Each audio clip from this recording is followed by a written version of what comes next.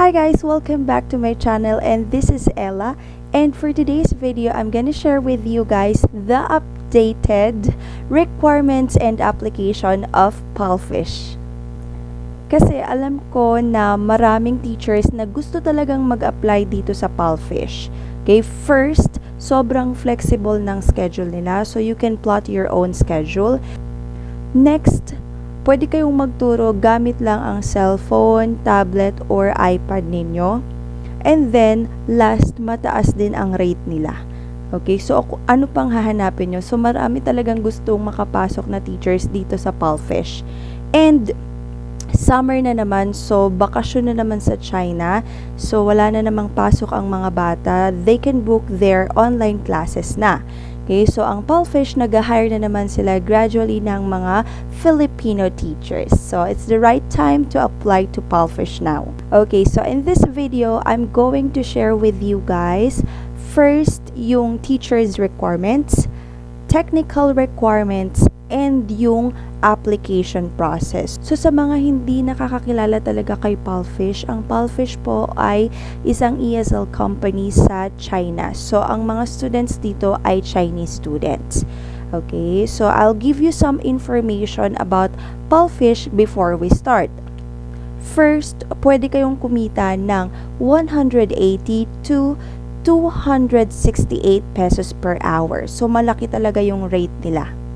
Next, flexible talaga ang schedule dito sa Pulfish. So, ikaw ang magde-decide kung kailan mo lang gustong magturo. Third, pagdating naman sa internet, although meron silang required or minimum speed na kailangan dito, hindi sila nagkakaroon ng internet check or speed test. Hindi kayo magpapasa ng mga ganon. So, may mga teachers na gumagamit ng mobile data. Okay, data lang pwede na kayong magturo. Okay, basta sisiguraduhin nyo lang na smooth and hindi kayo naglalag during ng mga demos nyo and ng lessons nyo. Okay, so tip ko lang sa inyo guys na alamin nyo kung ano yung pinakamalakas na network sa lugar nyo, kasi iba-iba yan katulad dito sa amin. Ang hina ng globe na internet. Okay, so mas malakas ang smart. So alamin nyo yung mga ganon, and then yun yung piliin yung mobile data. So, kung wala pa kayong internet, pwede nyong gamitin ang mobile data sa pagtuturo dito sa Pulfish. Okay, fourth na info about Pulfish. Okay, dito sa Pulfish, ang gagamitin yung gadgets para magturo ay cellphone, tablet, and iPad. Okay, kung tatanungin nyo, may laptop naman kayo and mas prefer nyong gamitin yung laptop nyo, well, hindi po pwede sa Pulfish. But then, I research about that.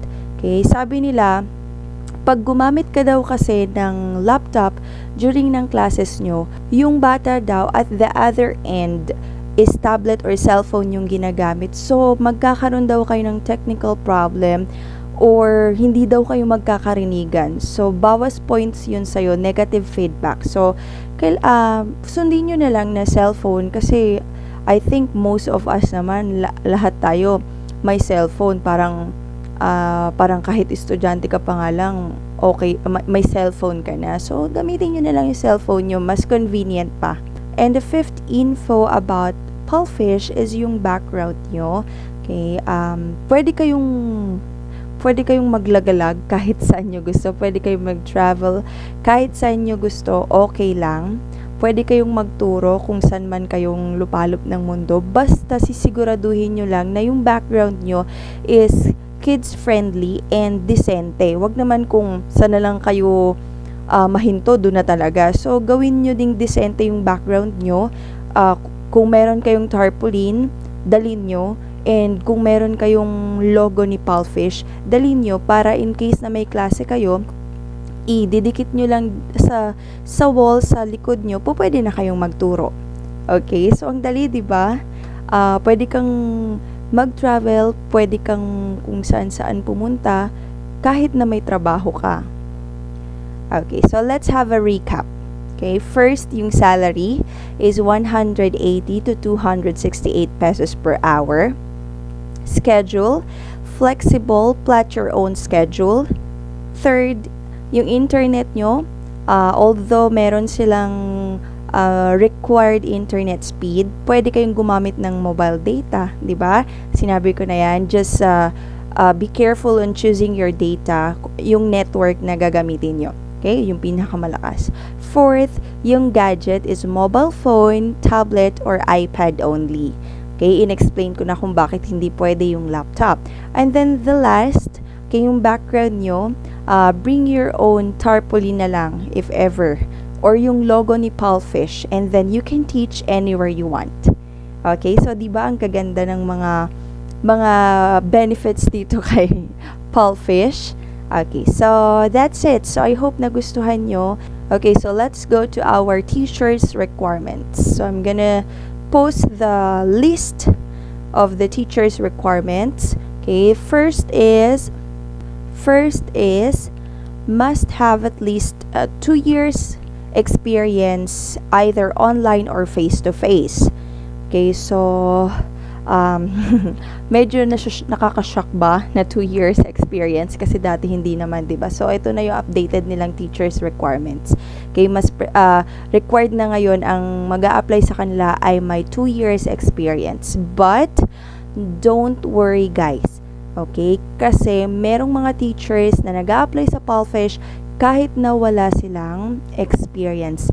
Okay, so sa process ng application, pwede nyo pong ilagay na meron kayong 2 years experience. Pwede yon. Okay, pwede naman. Ilagay nyo na meron kayong 2 years experience. Pero, kailangan nyong patunayan na effective teacher kayo. Kasi kapag nakita naman ni Pulfish na may potential kayong magturo, makakapasok pa rin kayo dito sa Pulfish. Okay, meron kayong gagawing text intro and audio intro. Meron din kayong 2 demos and then 2 classes under probation pa yon, so wala pang bayad. So galingan nyo, i-prove nyo sa Pulfish na kaya nyong magturo and may potential kayo. Okay, so that's for number 1. Number 2, certification. So you need at least one certificate. If you want to apply to Pulfish, it's either TESOL, TFL, or TEFL, or PRC. Ang mga certificates na to, usually may bayad, lalo na yung TESOL or TEFL. Yung sa PRC kasi pag licensed teacher ka, di ba meron ka ng ganun. So kung licensed teacher ka, wala kang problema, meron ka ng PRC. But if you don't have, you can have the TESOL or TFL. If you will search online, mahal yung mga certificates na to, but I made a vlog about this certificate wherein you can get a free TFL and low budget o yung mura lang na TESOL or TEFL. Okay, so parang nagre-range lang siya ng 300 plus. Okay, kung ayaw nyo ng free kasi nagda-doubt kayo ng kung legit ba to or what, pwede nyong i-avail yung free. So I'm gonna put the link of my vlog about that dun sa description box para mapanood nyo. So magkakaroon kayo ng certificate and then makapag-apply kayo sa Pulfish. Okay? Third, good oral communication skills in English. Okay, so para sa akin hindi naman din excellent. Okay, good lang din talaga yung pag-communicate ko, as long as naiintindihan kayo ng bata kasi kids naman yung tuturuan and sometimes there are adults. As long as marunong kayong makipag-communicate, maturuan nyo sila ng mga basic grammar or yun sa pronunciation nila, pwede yun. Okay? Kasi habang nagtuturo kayo, yun nga yung advantage sa atin. Habang nagtuturo kayo, natututo din kayo kasi kapag di nyo alam, nire-research nyo din naman. Okay? And then, may mga lessons naman. So, pwede nyo namang aralin bago nyo i-conduct yung lesson. Okay? Ay, yung klase. Okay? So, ayun, just be confident. Okay? Fourth, one valid ID. Okay, so kailangan natin magpasa ng valid ID. So, importante dito na 18 years old tayo, legal age for working. Okay? So, ang valid IDs na tinatanggap sa Pulfish ay passport, driver's license, NBI, UMID, at saka tumatanggap rin sila ng birth certificate. Okay? So, yan lang. Yan lang yung tinatanggap nila. Okay? Kung magtatanong kayo, Kasi ako, meron din akong PhilHealth. Meron akong PhilHealth ID, may Teen ID din ako. Wala akong SSS. Pero yung mga IDs na yun ay hindi po tinatanggap sa PALFISH. Okay, so ulitin ko lang po, hindi sila tinatanggap sa PALFISH. So it's better na meron kayong valid ID bago kayo mag-start na mag-apply sa PALFISH. Okay, so passport, driver's license, NBI UMID birth certificate lang ang tatanggapin nila. Okay, and fifth, you need to have a Payoneer account. Okay, dyan kasi syempre papasok yung salary nyo for PALFISH. Okay, marami naman ding mga videos kung paano gumawa ng Payoneer account. Okay, if you don't have a bank account, you can use GCash. Okay, so mag-search na lang kayo sa YouTube din kung paano magkakaroon ng Payoneer account. So create a Payoneer account before you apply here at PALFISH. Okay, so let's do a recap about teachers' requirements. Number 1, at least 2 years experience. Number 2, at least 1 teaching certificate. It's either TESOL, TFL, or PRC. Number 3, good oral communication skills in English. Number 4, 1 valid ID. So I already mentioned, so you can go back to those IDs na po pwedeng tanggapin ni PALFISH. And number 5 is your Payoneer account.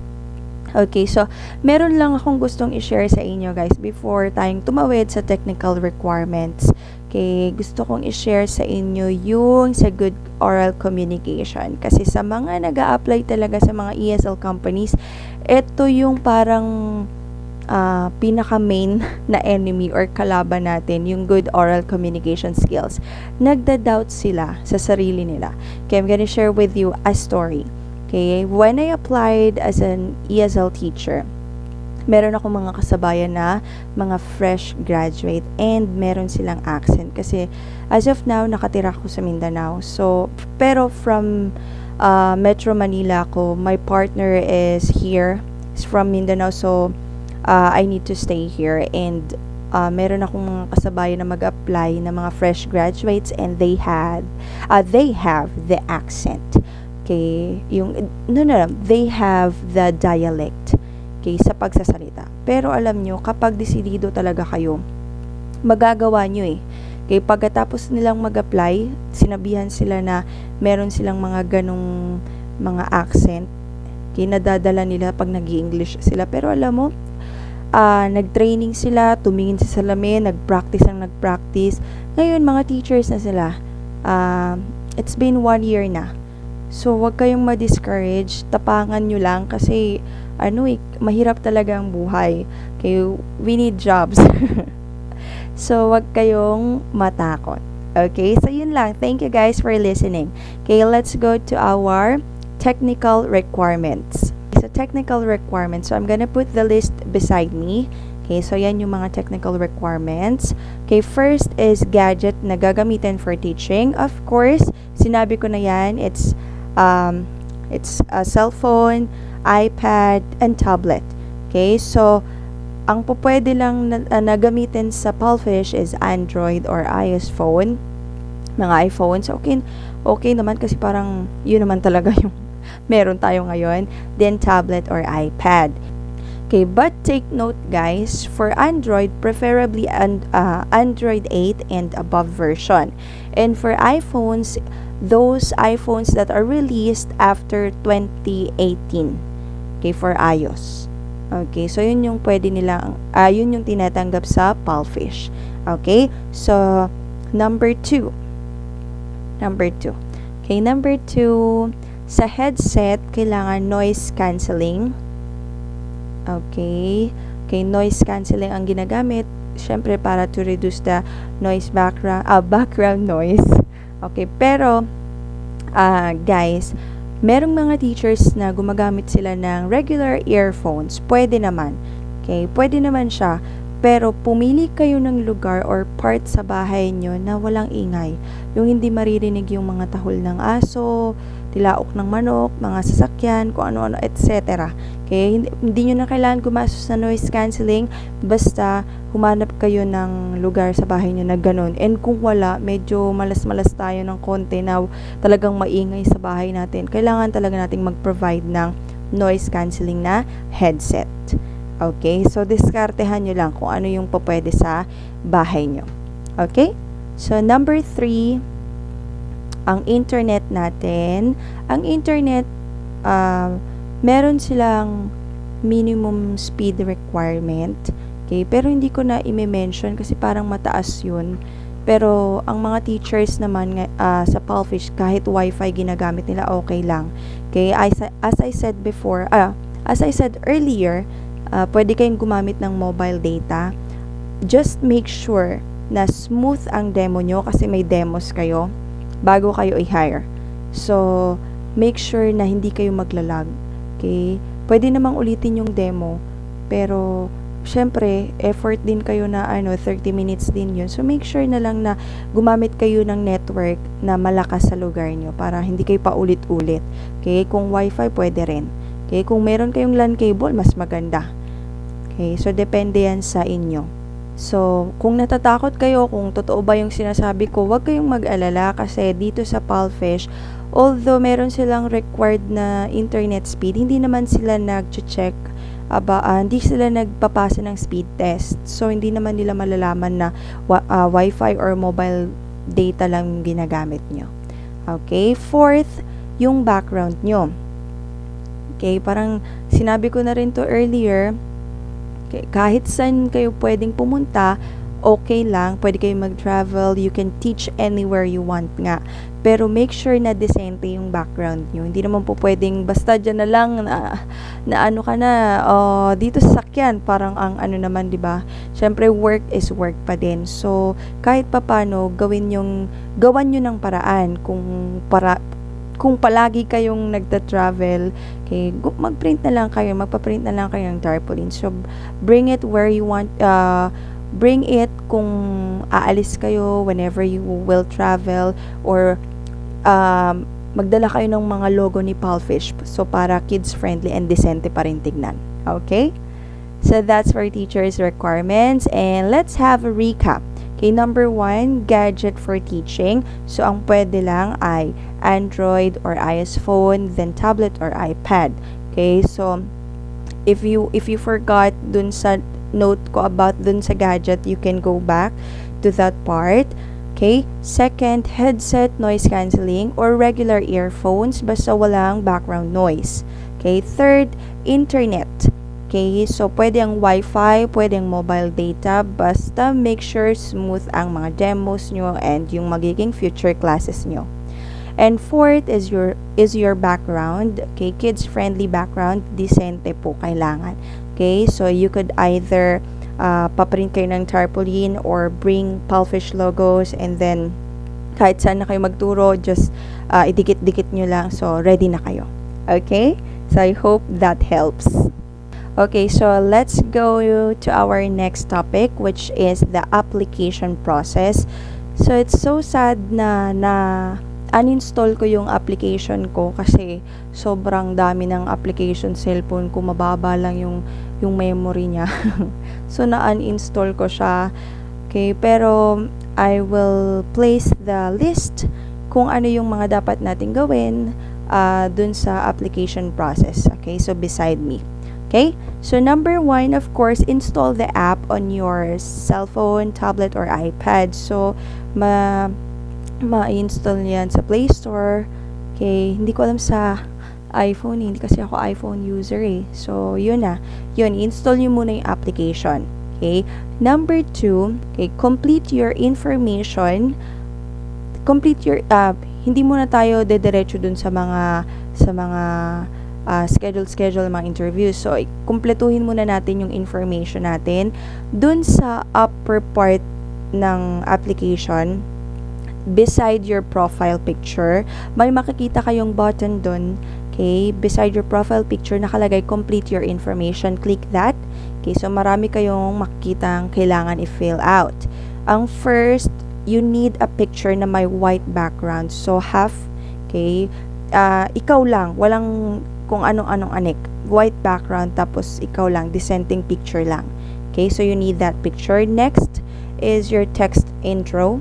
Okay, so text intro, you need to introduce yourself, share your your self-attainment, achievements, experience, and sometimes your goal as a teacher. Basta make sure na maganda yung text ninyo. Okay? Pakilala nyo yung sarili nyo. Okay? And then, yung third is yung audio intro. Okay? So, babasahin nyo lang yung text intro nyo sa audio intro. Okay? So, I suggest na pumili kayo ng time na talagang walang background noise. Okay? So, use noise cancelling kung meron kayo. And be lively. Okay? Pero wag naman exage. Wag naman OA. Kasi ito yung maririnig ng mga estudyante kapag gusto nilang mag-book ng klase sa inyo. Next is yung dun sa nationality. Okay, sa nationality, kailangan natin ilagay yung valid ID natin. Make sure lang na pag pinicturean yung mga IDs, hindi siya blurred, clear siya. Okay, baka pasmado kayo. Pahinga muna. Okay, so picturean siya, hindi blurred. So, ulitin ko, yung mga valid IDs na po pwede is passport, driver's license, NBI, UMID, and birth certificate lang. Okay? Next, dun sa started teaching in. Kasi di ba kailangan ng 2 years experience dito? Di ba sinabi ko dun sa teacher's requirement? So, dito natin ilalagay yung year. So, ilagay nyo kung pili na lang kayo ng years dun. Basta meron kayong 2 years experience. Okay? Diskartehan nyo lang kung anong year kayo nagturo. Okay? Next, yung residential address, fill out. Okay? Fill out nyo kung saan kayo nakatira. Okay? And then, 6 na yun, no? 7th, upload your teaching certificate. So, yun yung TESOL, TEFL, TFL, or PRC. Yun. Yung teaching certificate. Okay? Education. Okay, sa education, kung high school ba kayo, bachelor's degree. Kung college level kayo, piliin nyo na lang yung bachelor's degree.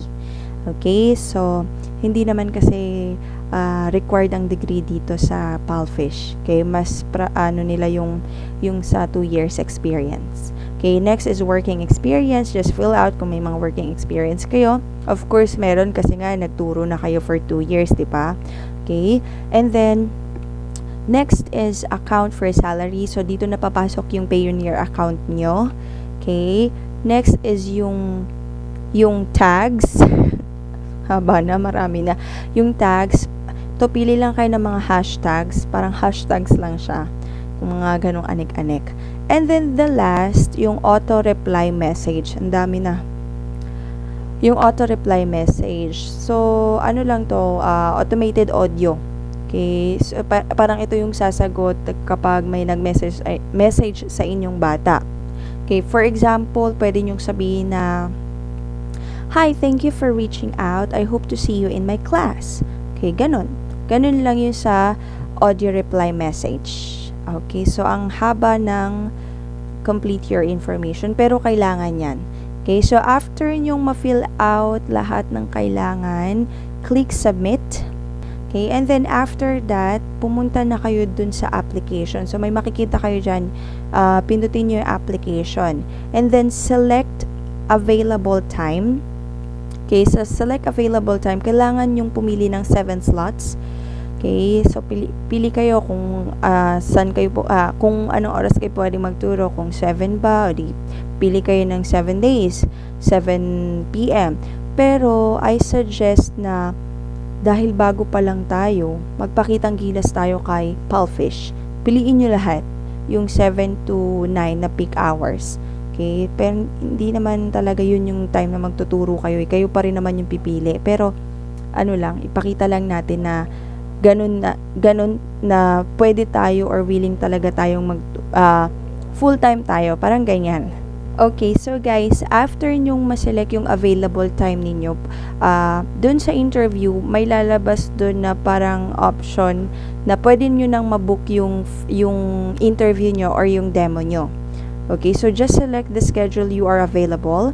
And then, okay, so yun na, may schedule na kayo. So once na pumasa kayo dun, magkakaroon kayo ng quiz, which is 10 items lang. Madali lang naman siya, guys, kasi it's all about the FAQs of PALFISH. So, pwede kayong mag-review doon sa mga FAQs. And then, 10 items lang siya. Madali lang daw yon. Okay? And then, next is certificate verification. So, usually, pass na yung certificate verification once na na-check na nila dun sa basic information. Then, kung nagawa nyo na lahat, okay, congratulations because you will be at the last part, which is application success. Okay, so yan yung sa application. Okay, so guys, andito na tayo. For example, nakapasa na kayo dun sa application process. Okay, pag na-launch ka na as an official teacher, meron kang gagawing dalawang demos. Okay, which is the PF1 and the PF2. Yung PF1 is all about Hello Fruit. Yung PF2 is all about Hello Monkey. So, mga lesson materials sila, gagawin mo yung demos. Okay, so okay, dito sa PF1 and sa PF2, okay, meron siyang passing score, which is above or over 80. Okay, pero wag kayong mag-alala kasi kung bumaksa kayo, unlimited retake naman daw yung mga demos na yon. So, i-take nyo kung mababa yung score nyo, retake lang kayo ng retake kasi it serves as your training na din daw. Okay, and then after nyong makapasa dun sa PF1, which is Hello Fruit, and then PF2, which is Hello Monkey, magkakaroon na kayo ng automatic na mga students. Bibigyan kayo ng sales team. Okay, but okay, don't forget guys, yung first 2 classes nyo sa Palfish is walang bayad. Okay, again, yung first 2 classes nyo sa Palfish is walang bayad kasi under probation kayo at that time. Okay, and then yung pangatlo, may bayad na. Okay, so that's it. So medyo minadali ko yung application process. Hindi na ako nagbigay ng tips kung paano ipasa yung mga interviews. Pwede nyo na rin i-research yun. Okay, basta gusto ko lang ngayon dito sa video na to is ipaalam sa inyo yung kailangan nyong gawin and yung mga kailangan nyo bago kayo mag-apply. Okay, and guys, please prepare yung teacher's requirements first bago nyo ituloy yung pag-i-install. Kasi once na nasimulan nyo na, kailangan yung tapusin yung information. Okay? So, I hope may nakuha kayo and nagets nyo yung process, nagets nyo yung mga requirements. Okay? Thank you so much guys. And kung nagustuhan nyo tong video na to, please like the video. And kung hindi pa kayo nakakapag-subscribe, please mag-subscribe na kayo sa aking channel. Okay, thank you guys. Hope to see you again next time. Bye!